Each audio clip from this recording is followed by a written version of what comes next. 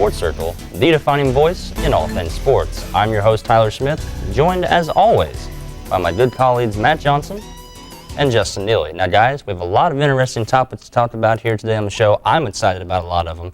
Our first discussion, we'll get right into it. We'll go to college football. I want to ask you guys, how legit are the Arkansas Razorbacks right now? They are 5-1, playing very well. Justin, we'll start with you. Top 10 team, only one loss on the record. I really don't consider them elite as far as beating teams that come to mind like LSU, Alabama, but I definitely think they're a threat. They're definitely someone to look out for. Absolutely. Now, Matt, did you talk a little bit about their wide receiver core? It is one of the most dominant in college football right now, and why is that?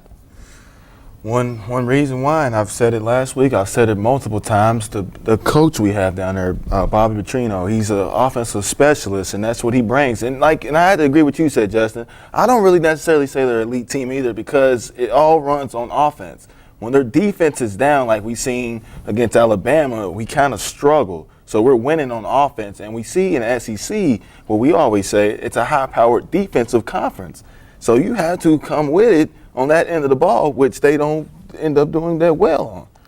That's a very good point, and I'm glad that you both made that point because if you look at one of their W's against Texas A&M, they gave up almost 30 points. They're lucky that they were able to score more points than Texas A&M, so I absolutely agree with you guys. Their defense has a lot of work to do, and that's why I'll ask you guys, are they an elite team or do they still have work left to do? It sounds to me like they have work to do. Justin? I feel they are a great team, but I do not feel like they are elite level yet. Matt, how about you? I don't even give them a great team. I give them a good team. They're not a great team. But I will say this. I say they're good enough to go return back to another BCS Bowl this year. All right, some interesting things to see, and we hope that the Razorbacks can get there. But like we talked about, the SEC, very tough, guys. Now we'll go to our college player breakdown. We'll go to the Big 12 now. We'll talk about Oklahoma State's QBs, Brandon Weeden and Clint Shelf. I'll let you start this one off, Justin. Brandon Weeden, 288 yards, 5 touchdowns. Clint Shelf, 206, 2 touchdowns, a combined 494. This is your quarterback duo. Not only are they killing right now, but the supporting cast is gelling.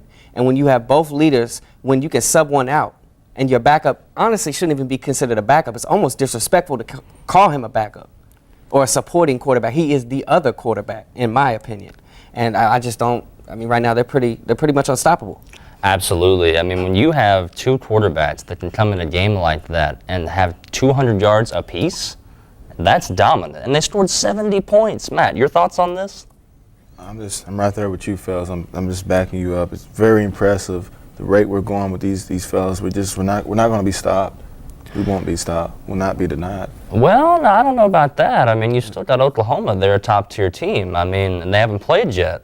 I agree. I got Oklahoma coming out with the win. I think they'll put a stop to that. You think so? Fast, strong-paced defense, experience. They know what's on the line. They've been there before. They're not scared. I think Oklahoma will put a stop to that. But we live by what have you done for me lately. That being said, we're not there yet. So don't rain on their parade. For right now, very impressive what they're doing. All right, fair enough. I'm able to see both of your guys' points, and I think the only time will tell how Oklahoma State and Oklahoma will do. A couple of games before they play, so there's some things to see there. But speaking of down the future, down the road, bowl projections are right around the way. We'll go ahead and get into that right now. Justin, I'll start with you. With those bowl projections right around the corner, what are two teams that you would put in the national championship? I'm going to say we could potentially see yet another Big 12 SEC matchup. I'm going to say look out for LSU, look out for Oklahoma. I mean, Oklahoma has experience. Oklahoma is playing fearlessly right now. Then again, you have LSU who has been playing flawlessly and got their starting quarterback back. How is this going to pan out? A lot of interesting things there because I think if it is a Big 12 SEC matchup, that would be a lot of fun to watch. Absolutely. Matt, who would you have in the national championship game right now? The one team, I'm right there with you. And let me just break this down to you. There's no other conferences besides the Big 12 and SEC have a chance to get in the championship game. So I'm going to go with my SEC. It's either going to be LSU, Alabama, and like I said, from the Big 12, it's wide open. I think it really is wide open, and it's one of those things where I think, the season will come down to who performs and who does better. Well, that's going to wrap it up for our first discussion. We'll be right back here on MSU Sports Circle. Hey, what you got there? This is a list of school supplies that I need, and I can't find them. Well, I know where you can find them. Okay, great. The university books. That's right, they got everything.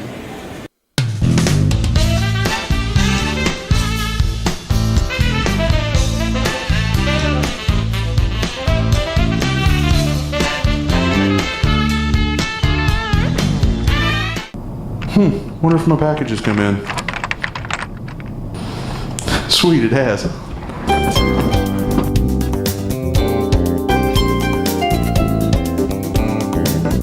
How can I help you today, sir? Yeah, I got a package. What's your dorm address? 811 Cartmel. 811 Cart. See your student ID, please. All right.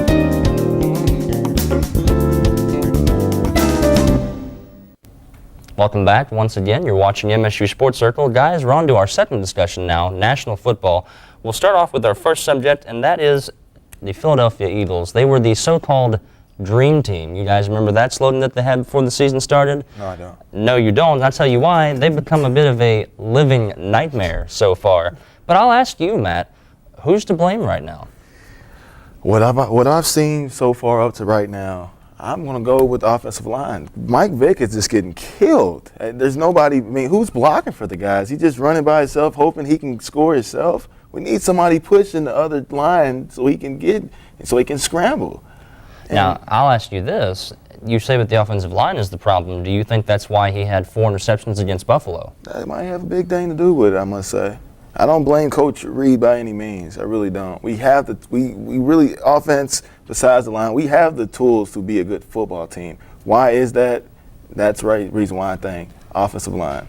Well, now, I don't have an answer, but Justin, do you have an answer? Who's to blame in your opinion? I'm going to play off of Matt a little bit. I mean, the offense clearly is not gelling. 4 interceptions. It seems like he doesn't have as much time as he used to, even though he is an option quarterback. But at the same time, I say the players are at fault. The defense was horrible. Their blitz were successful. These boys couldn't hit water if they fell into a pool. I mean, it was horrible. Every time on a blitz, if you really go back and watch the game, if you watch the replay, they were there. They missed 3-4 tackles consecutively. You can't do that as an NFL defense. Do you ever take in consideration that the defense is out there so much because they're constantly going back out there so quick because Mike Vick is throwing so many picks so far this season? I don't care how. If you got to be out there all game by yourself, you have one job. Your one job is to make a tackle. You can't tackle the man behind. It's not fatigue. You're staying out there it's not so fatigue. long. That's lack of effort. The defense you're is making you're making excuses for a defense. Offense this year. And offense, if you even go back and look at those 4 picks, that can be blamed on the receivers. He was getting the ball to their hands. That's weak hands. If you really go back and watch the replays, they were getting ripped out of the receiver's hands. So there's a lot of fingers that can be pointed. Either way you go, your job is to make a tackle. If you cannot do that, the man behind you can't do that, and then your last defense can't do that, that's your fault. All right, now I hear both of you guys on that. So there seems to be quite a few fingers to be pointed in Philadelphia, but there's only one finger that needs to be held up for the Detroit Lions, and that's numero uno. These guys are 5-0. Justin, I'm going to let you take this one away. They're the truth. Simply put, they are the truth right now. I mean, they're 5-0. You know, their quarterback's getting over 200 yards a game. Receivers are getting over 160. They are doing no wrong right now. They are really doing no wrong. They're taking everyone on. They're playing everyone equally. They're welcoming the challenge, and no one has yet to rise up and tell them that they are wrong for thinking that they are the best team in the NFL right now. They are undefeated. They play like they're undefeated. They play like they're the best. And, I mean, I can't go against them right now. No, you cannot. And Matt, I'll ask you, is the sky the limit in Detroit? This team can go as far as they want to go this year. The rate they're going, Matt Stafford, Calvin Johnson, they're connecting. This beautiful chemistry. This team goes as far as they want, fellas. I'm just going to leave it at that. Absolutely. They're one of those teams that you cannot count out. Now, very quickly, I'll ask you, Matt, over under Tom Brady, 4,500 yards passing. He will be over that easily. All right, now, Justin, I'll ask you, over under Tom Brady's chances percentage-wise breaking Dan Marino's record. Percentages, I'm not exactly sure. I'm going to break it down like this. He's already getting roughly over 300 yards a game, including in those 300 yards that he's averaged up till now. He's had some rough games. So clearly he can average 300 and have a bad game. So I will say he'll beat it. He'll beat it by a lot. All right, well, it'll be a very interesting thing to see, and keep it locked right here. We'll have an MSU Weekly Recap when you come back. For students living both on and off campus, come check out the new POD store, located in Alumni Tower. POD store is a great way for students on campus to go grocery shopping without leaving campus, or for students looking for a place to spend flex dollars on drinks, snacks, and supplies. Remember, if you're by Alumni Tower, visit the POD store to the right of the catwalk for products on demand when you want them. Are you feeling helpless? Do you have a lack of motivation? Are you stressed out? We want to help you.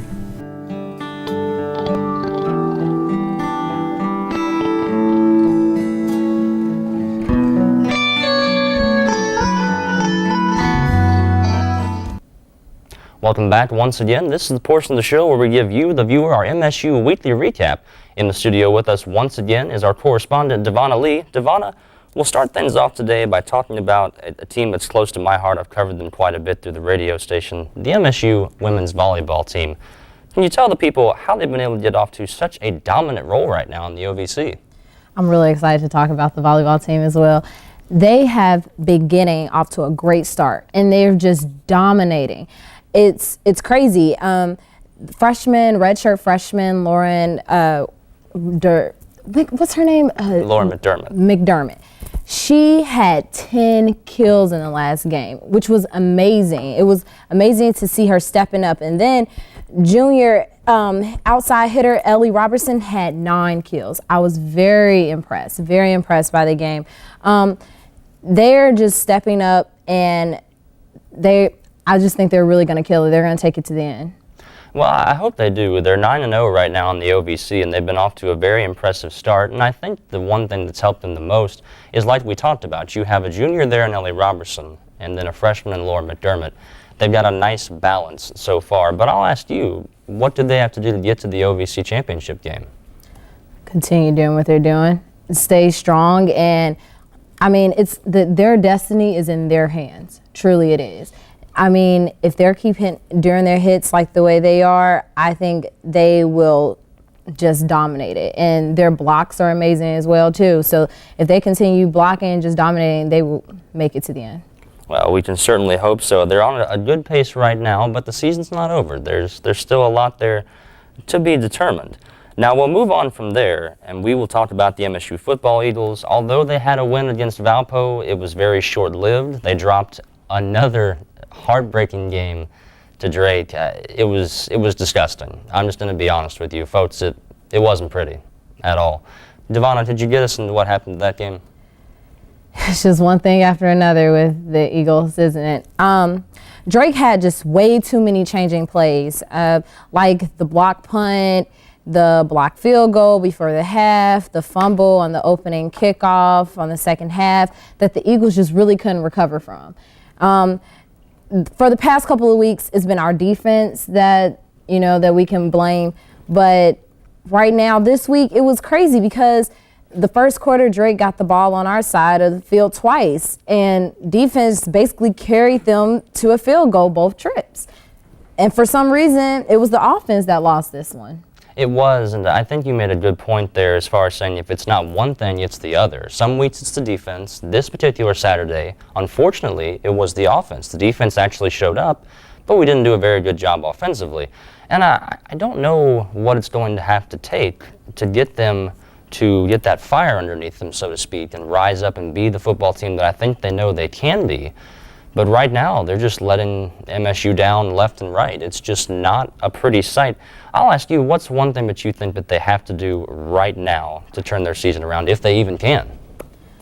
Honestly, last week, you could have asked me this question, and I would have said defense. But in this week, I could blame it on offense, but it's not. I can't see anything there that they could possibly do to carry out this season well. It's looking really bad for them, honestly. And I try to stay optimistic about these things, but it's looking pretty bad. It's not looking very good, folks, but we here at MSU Sports Circle hope that you stay confident and remain going to these football games and keep them going. Maybe some fanship will get them on the rise. But right now, we'll end things with MSU Soccer. They split their games over the weekend. They beat Southeast Missouri State, a top #1 team in the OVC, but then they lost to UT Martin, somebody that they were middle of the pack to. Devonna, what happened there? Well, much of the play in the second half was a lot of back and forth, and both teams were unable to have a complete possession of the ball. As both teams, they battled for the win, but UT Martin, and they came on top with the goal in the 95th minute, and it was crazy. On the final corner match, Melissa Govey headed the ball over for her defender and outstretched the hands of the senior goalkeeper, Katie Blevins, and it was crazy. Absolutely. It was a wrap after that. They let one get away from them, pretty much. It was very sad to see. But don't get away from us, because we'll be right back after these commercial breaks here on MSU Sports Circle.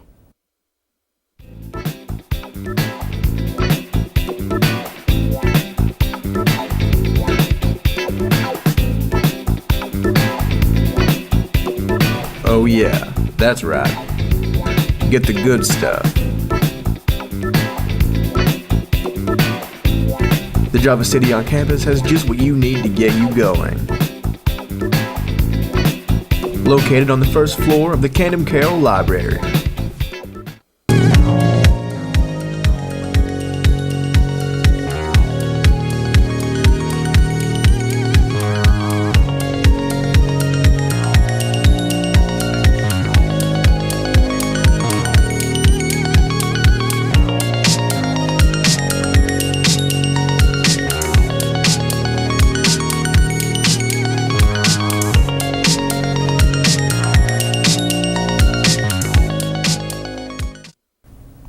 Welcome back once again. Now we're on discussion 3. Guys, we're going to talk about the MLB Playoffs. We've moved from the divisional series to the championship series now.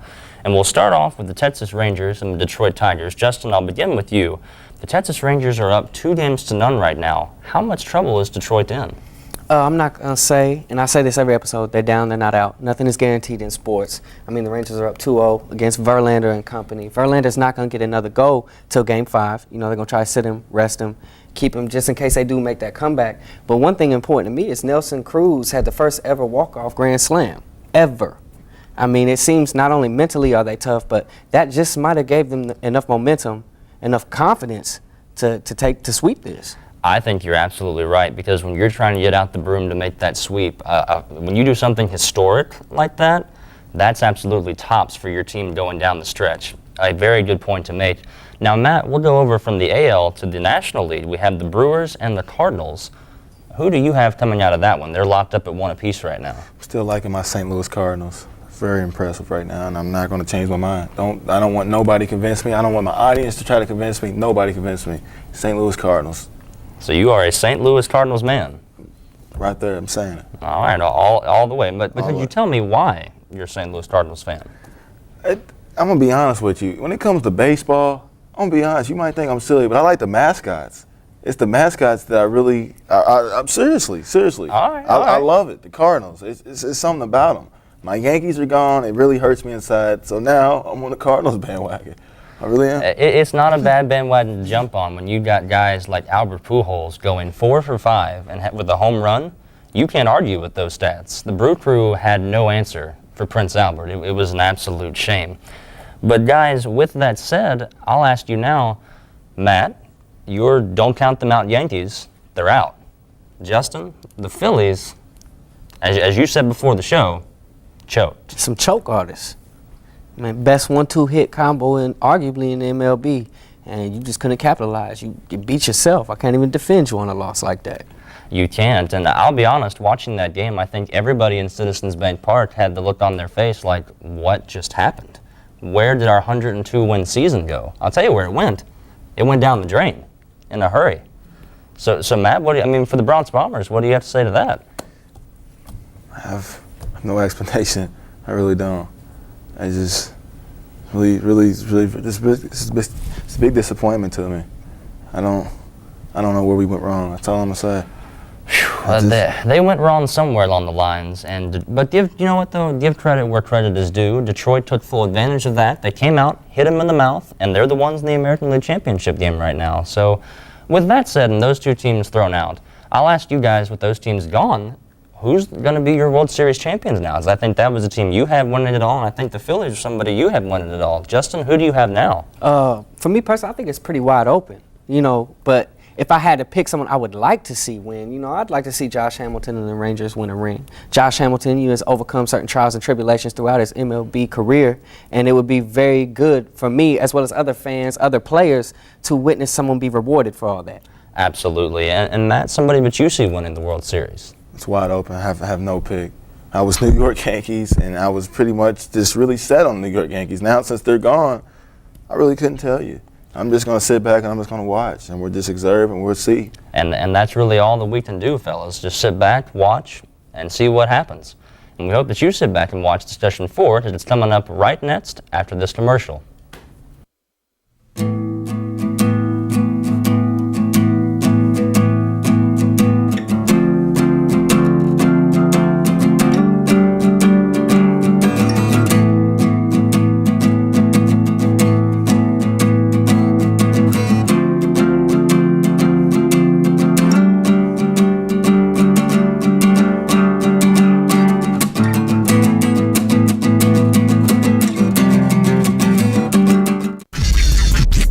When you got some homework and you need a place to go, when you're working on a project and your computer is slow, there's a little place on campus that I think that you should know about. The first story of the library is what I'm talking about. Walk past Java City and then you will see the new commons area is where you should be. They got computers and printers, couches, tables, and more. It's the perfect place to go for study time galore. Welcome back once again. Guys, we're going to talk about Discussion 4. NBA lockout is still looming. It's not looking good right now for the NBA. Things have gone from bad to worse. Commissioner Stern has already threatened to cancel the first 2 weeks, and he'll cancel even further from that. Justin, I'll start with you. Pick us up where the NBA has left off. What's going on right now? Well, right now, Tyler, actually the first 2 weeks have been canceled.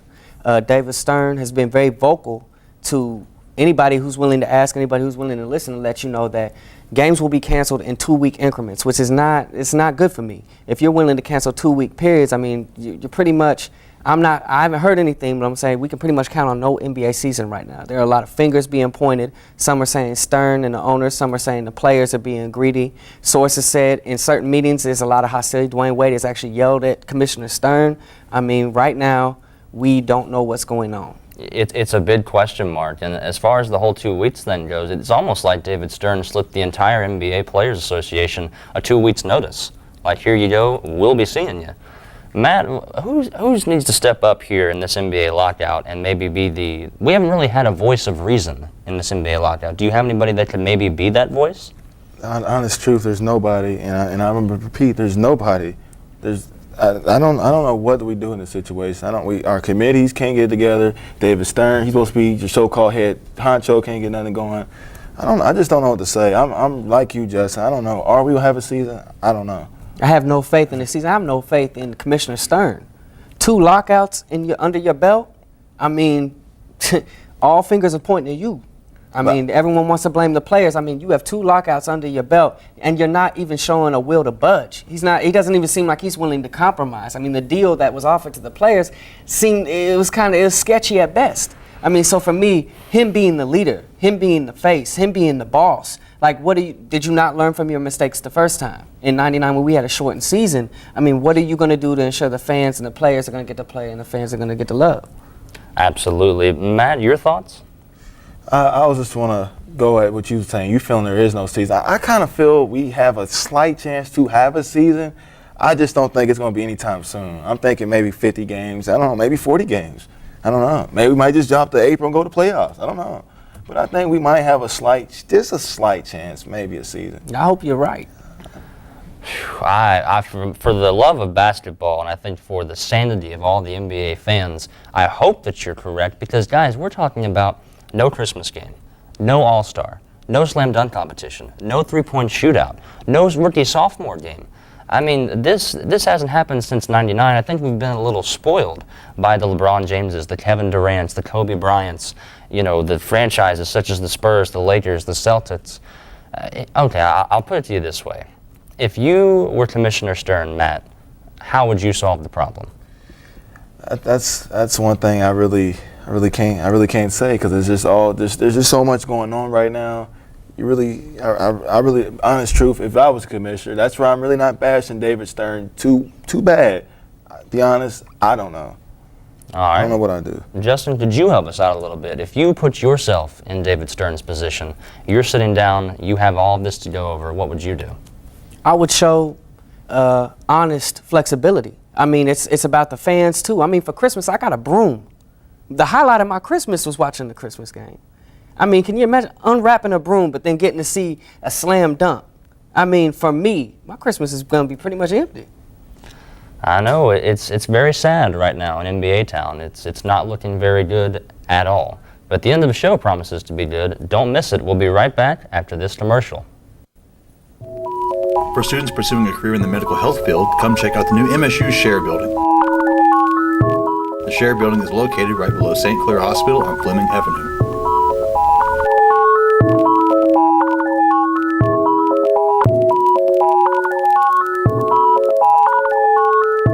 This building will offer students the chance to further their understanding of medical health and prepare them for a future with state-of-the-art hands-on classes.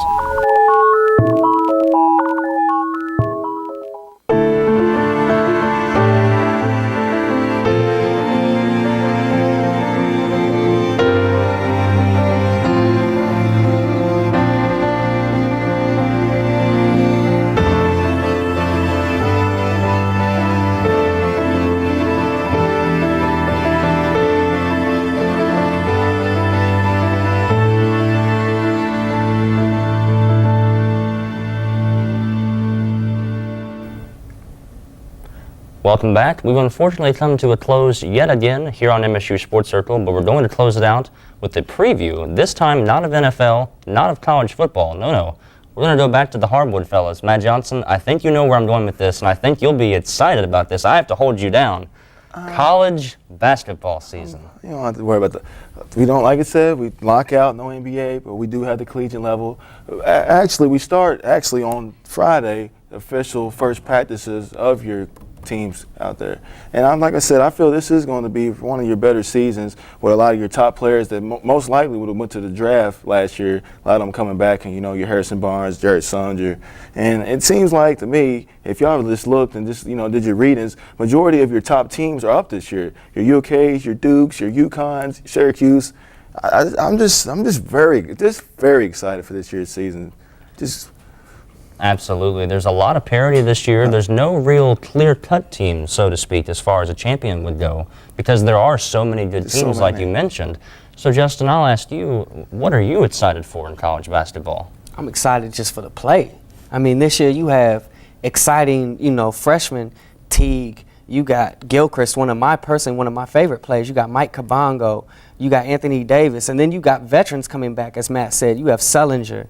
You have Jeremy Lamb. You have Deron Lamb, Terrence Jones. I mean, all of these programs, you got, your UNCs, your UKs, you got other SEC teams, you got other Big East teams, you got U of L, who they're actually saying, look out for this year. It's going to be a legitimate college experience this year. It's going to be fun to watch. It's going to keep everybody on the edge of their seat. Absolutely. I know we'll be on the edge of our seat, and I know that we cannot wait to talk college basketball here in this studio. But, Matt, real quick, I'll ask you, one thing to look out for the fans for college basketball. I would tell you exciting game to watch out for. The aircraft game against North Carolina and Michigan State. Are you familiar with that? The game that's going to be on the aircraft this year? I actually haven't read about it. It's going to be a game on the aircraft this year. Watch out for it. It's going to be very exciting on the aircraft. Just imagine outside basketball game on an aircraft. On a plane? On a plane. It's going to be very exciting, intense. It's not going to be a big crowd. I'm thinking 3,000-4,000 people are in attendance, but this is very exciting. Just watch out for that. Wow. And just throw it out there, November 15th is the 24-hour marathon of college basketball, and Morehead State will be on TV on ESPN. Very excited All right. about that too. Well, that's going to do it for MSU Sports Circle.